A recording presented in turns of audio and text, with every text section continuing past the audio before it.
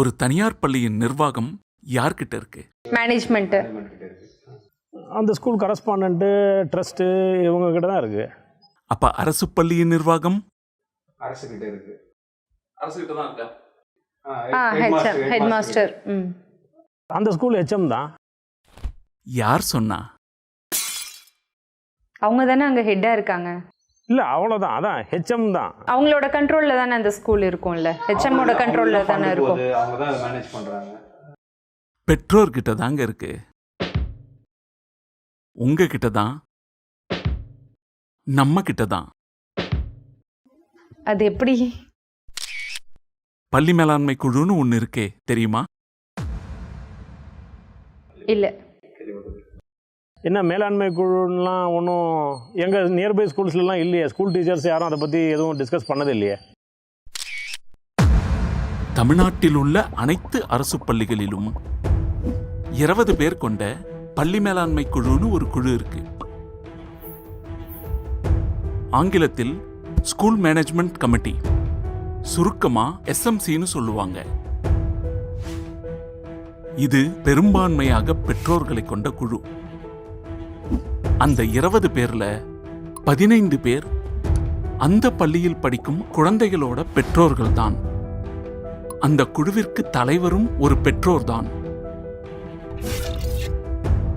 சட்டப்படி இந்த குழுதான் அந்த பள்ளி முழுக்க மேலாண்மை செய்யணும். அந்த பொறுப்பு, கடமை, பணி இந்த குழுவிற்கு தான் உள்ளது. உண்மையாவே இருக்கா? ஆமா, அப்படி ஒன்று இருக்கிறதாவே யாரும் சொல்லவே இல்லையே. இந்த பேரண்ட் டீச்சர்ஸ் அசோசியேஷன் ஒரு குரூப் இருக்கும் இல்லையா, கவர்மெண்ட் ஸ்கூலில் நான் படிக்கும் போது இருந்திருக்கா? அதுவும் இதுவும் ஒன்று தானா? அது வேற, இது வேற. எல்லா கவர்மெண்ட் ஸ்கூல்லையும் இது அவைலபிளா? ஆமா. எனவே ஒரு அரசு பள்ளிக்கு நிர்வாக தலைமை என்பது அதன் தலைமை ஆசிரியர் இல்லை, பெற்றோர்களின் தலைமையிலான பள்ளி மேலாண்மை குழுதான்.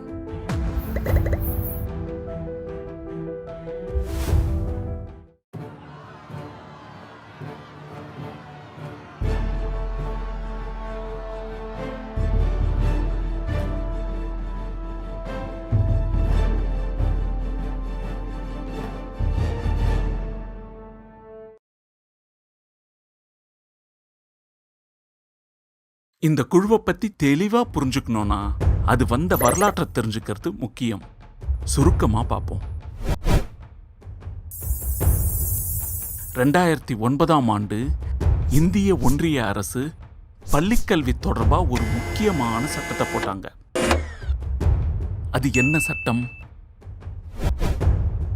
இலவச கட்டாய கல்விக்கான குழந்தைகளின் உரிமை சட்டங்கிறது தான் அந்த சட்டம். இலவச, அதாவது விலையில்லா, கட்டணமில்லா.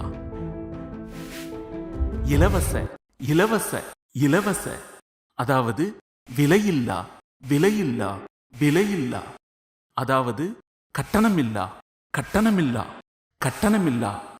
கட்டாய கட்டாய கட்டாய கல்விக்கான குழந்தைகளின் உரிமை, கல்விக்கான குழந்தைகளின் உரிமை, கல்விக்கான குழந்தைகளின் உரிமை சட்டங்கிறது தான் அந்த சட்டம்.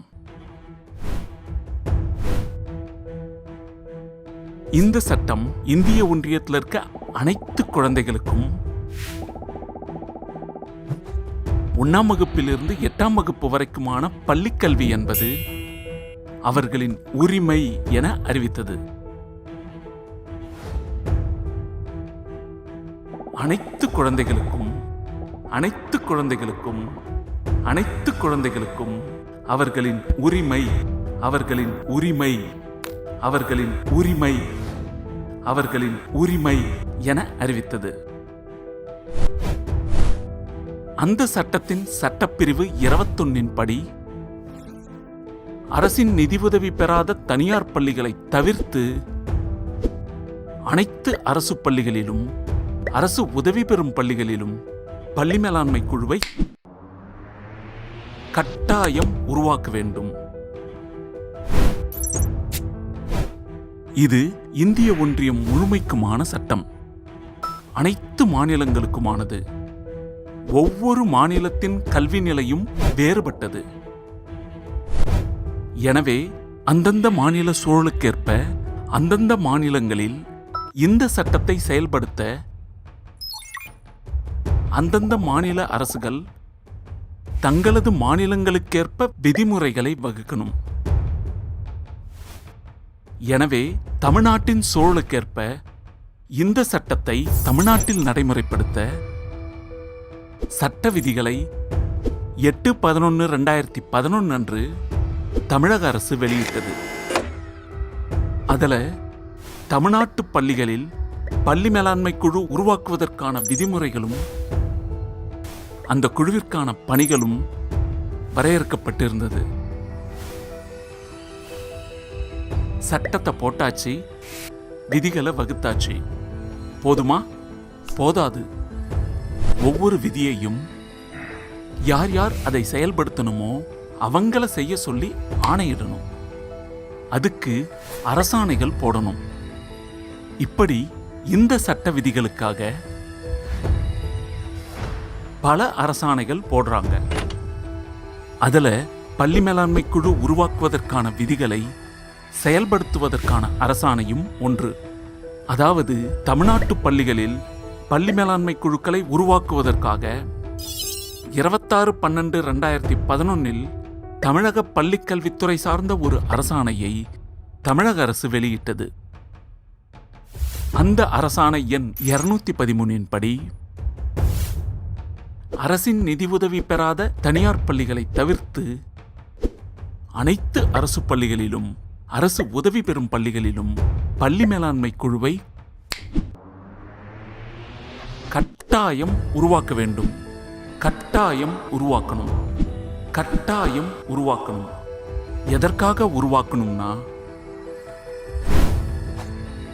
சர்வசிக்ஷா அபியான் திட்டத்தை அந்தந்த பள்ளிகளில் முறையாக அமல்படுத்துவதற்கு திட்டமிடவும் அதை செயல்படுத்தவும் கண்காணிக்கவும் பள்ளி மேலாண்மை குழுவை உருவாக்கணும்.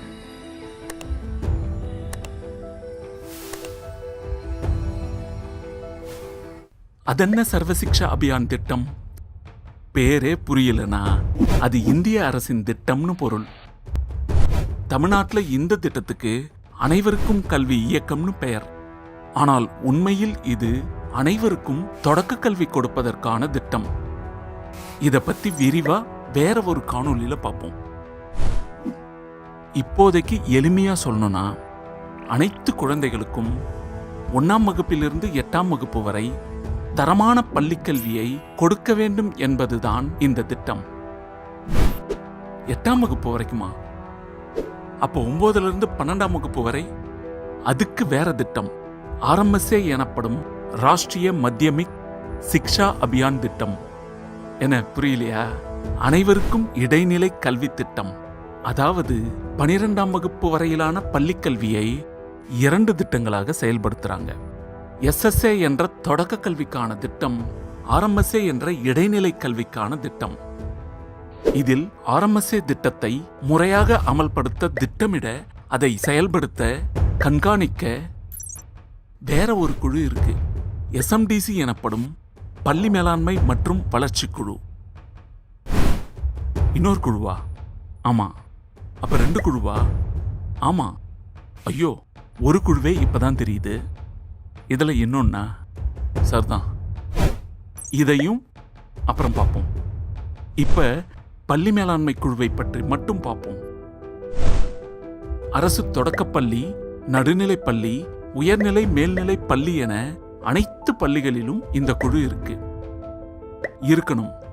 தொடக்க நடுநிலை பள்ளிகளை பொறுத்தவரை முழுக்க இந்த குழுதான் மேலாண்மை செய்யணும்.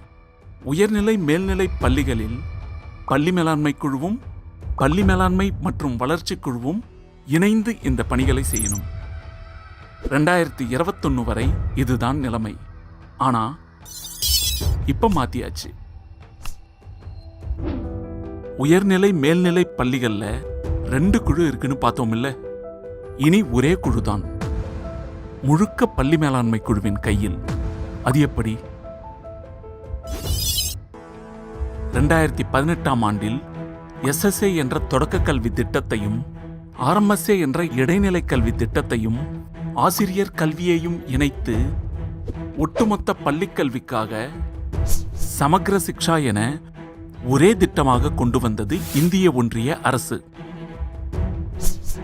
தமிழக அரசும் அதற்கேற்ப இணைத்து 1 முதல் 12 வரை, அதாவது பள்ளிக்கல்வி முழுவதையும் ஒருங்கிணைந்த பள்ளிக்கல்வி என ஒரே திட்டமாக அமல்படுத்திட்டு வருது. அதாவது பள்ளிக்கல்வியானது 2 திட்டங்களாக செயல்படுத்தப்பட்டது. இப்போ ஒன்னாக்கிட்டாங்க. இதையும் பிறகு பார்ப்போம். சரி, 2 திட்டங்களுக்கு 2 குழு இருந்தது. இப்பதான் ஒன்னாக்கியாச்சே, இனி எதுக்கு 2 குழு? ஒரே திட்டமாக்கின பிறகு ஒரு குழு போதாதா? அதுவும் நடந்தது.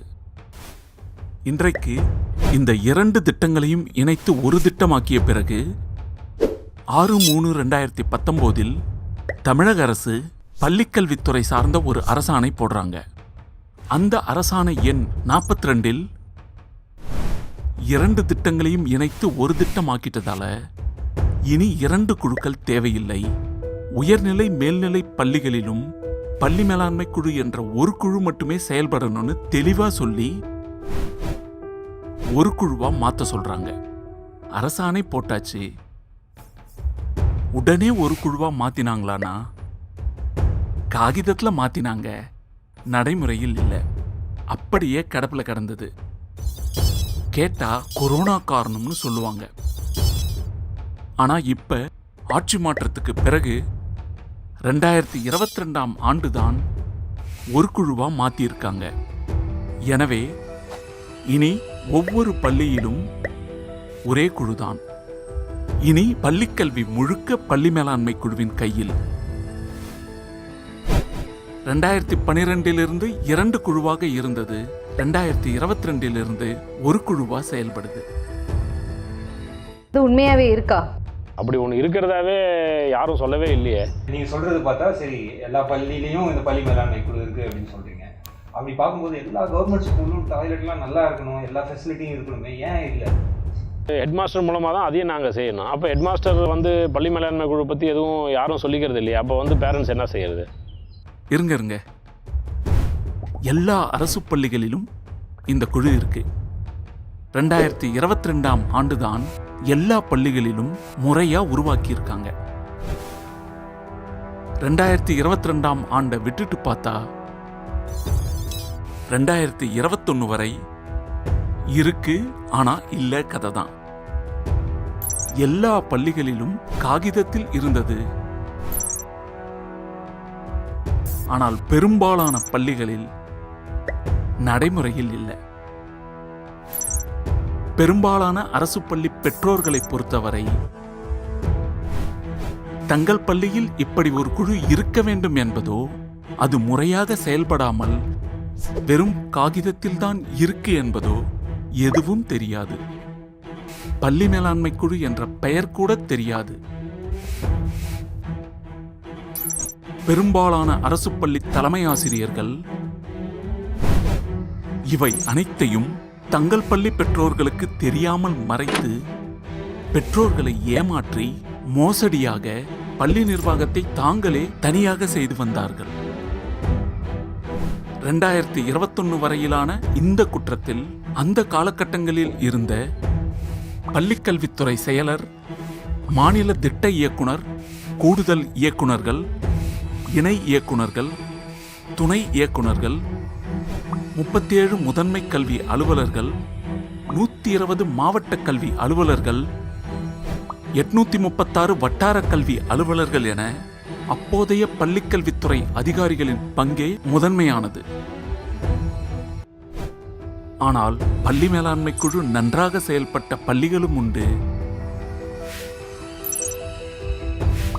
சிறப்பாக செயல்பட்ட தலைமை ஆசிரியர்களும் உண்டு. ஆனால் அவை மிக குறைவே. 2021 வரை இதே நிலைதான். இப்படி 10 ஆண்டுகளுக்கும் மேலாக பள்ளி மேலாண்மை குழுக்களை முறையாக உருவாக்காமல், முறையாக செயல்படுத்தாமல் இருந்து மாணவர்களின் கல்வி உரிமையை பறித்து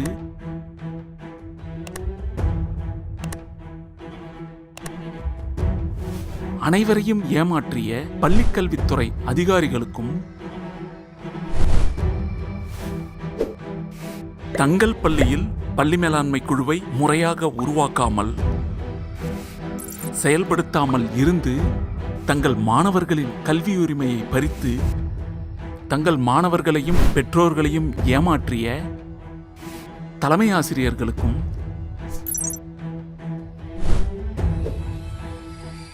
என்ன தண்டனை என்பதை இவர்களின் உரிமைக்காக போராடும் ஜாக்டோ ஜியோ கூட்டமைப்பு கட்டாயம் அறிவிக்க வேண்டும். அப்படி அறிவிக்கும் வரை அரசாங்கம் இவர்களின் கோரிக்கைகளை நிறைவேற்றுவதை நிறுத்தி வைக்க வேண்டும். இப்போதைக்கு இது போதும்.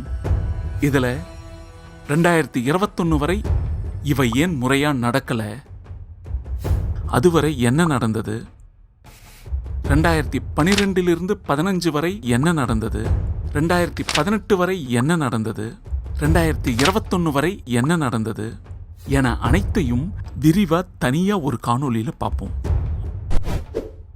அடுத்து 2021 வரை முறையாக உருவாக்கப்படாமல் செயல்படாமல் இருந்த பள்ளி மேலாண்மை குழுக்கள் அனைத்தையும் மறுகட்டமைப்பு செய்து முறையாக உருவாக்கும் பணிகள் 2021 ஒருங்கிணைந்த பள்ளிக்கல்வி திட்ட அன்றைய மாநில திட்ட இயக்குனரின் முயற்சியால் முன்னெடுக்கப்பட்டு 2022 அனைத்து பள்ளிகளிலும் இந்த குழு உருவாக்கப்பட்டது. இது குறித்தும் பிறகு பார்ப்போம். எனவே 2022 ஆண்டு முதல் அனைத்து பள்ளிகளிலும் இந்த குழு உள்ளது. அதுவும் அரசு பள்ளிகளில் மட்டும். அப்ப அரசு உதவி பெறும் பள்ளிகள்ல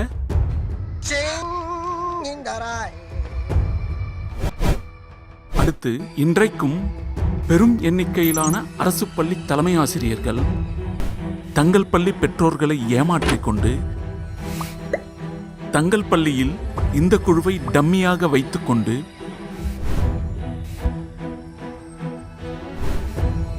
பள்ளி நிர்வாகத்தை தங்கள் கையிலேயே வச்சுக்கிட்டு இருக்காங்க.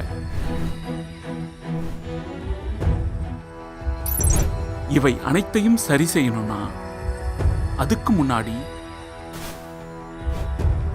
பள்ளி மேலாண்மை குழு குறித்து நாம் அனைவரும் முழுமையாக தெரிஞ்சுக்க வேண்டியிருக்கு. அனைத்து பெற்றோர்களுக்கும் அந்தந்த ஊர் மக்களுக்கும் இது தெரிந்தால்தான் நாம் அனைவரும் சேர்ந்து நமது குழந்தைகளின் கல்விக்காக நமது வரிப்பணத்தில் நாம் உருவாக்கிய அரசு பள்ளிகளை, நமது பள்ளிகளை பள்ளி மேலாண்மை குழு என்ற ஆயுதத்தை கொண்டு மிகச்சிறந்த பள்ளிகளாக உயர்த்த முடியும். அடுத்து பள்ளி மேலாண்மை குழுவில் உள்ள அந்த 20 பேர் யார் யார், அவர்களை எப்படி தேர்ந்தெடுக்கணும், அவர்களின் பணிகள் என்னென்ன.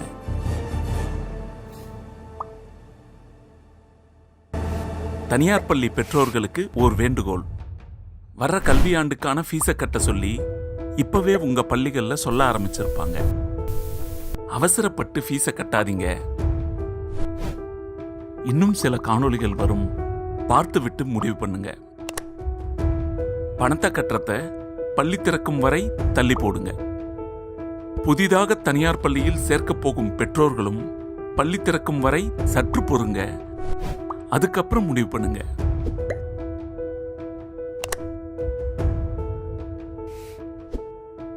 லைக் பண்ணுங்க, ஷேர் பண்ணுங்கன்னா சொல்ல மாட்டோம். மக்கள் திரையில் வரும் காணொளிகள் அனைத்தும் மக்களுடையது, உங்களுடையது. எனவே இந்த காணொளி உங்களுக்கு பிடித்திருந்தா, மக்களுக்கு போய் சேரணும்னு நீங்க நினைத்தா உடனே டவுன்லோட் பண்ணுங்க. உங்க ஃபேஸ்புக்ல போடுங்க, யூடியூப் இருந்தா அதில் போடுங்க. WhatsApp, Insta, Telegram, Shorts, X என எதில் வேண்டுமானாலும் பதிவேற்றுங்க. அனைவருக்கும் கொண்டு சேருங்க. இதை நீங்கள் முழுமையாகவும் பயன்படுத்தலாம், பகுதிகளாக வெட்டியும் பயன்படுத்தலாம். அனைத்து யூடியூப் சேனல்களும் எந்தவித தயக்கமும் இல்லாமல் உங்கள் காணொளிகளைப் போல முழு உரிமையுடன் இந்த காணொளிகளை நீங்கள் பயன்படுத்தலாம். இதை நீங்கள் உங்கள் பக்கத்தில் பதிவிட்டால் அது எங்களுக்கு செய்யும் உதவி, அவ்வளவே. தகவல்கள் போய் சேரட்டும். நன்றி.